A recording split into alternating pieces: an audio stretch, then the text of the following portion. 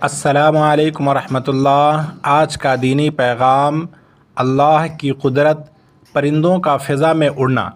اللہ تعالیٰ نے پرندوں کو پر عطا فرمائے جن سے وہ اڑتے ہیں، کبھی پروں کو فضا میں پھیلائے رہتے ہیں اور کبھی سمیٹ لیتے ہیں۔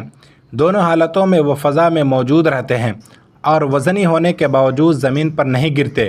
انہیں فضا میں کون روکے رکھتا ہے؟ اللہ تعالیٰ نے ان پرندوں کو اپنی قدرت سے فضا میں اڑنے کی صلاحیت سے نوازا ہے۔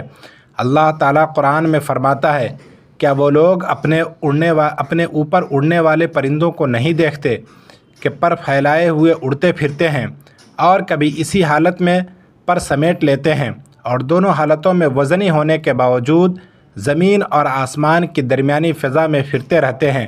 انہیں خدائے رحمان ہی فضا میں تھامے ہوئے ہیں، بے شک ہر چیز اس کی نگاہ میں ہے۔ سورہ ملک آیت نمبر 19۔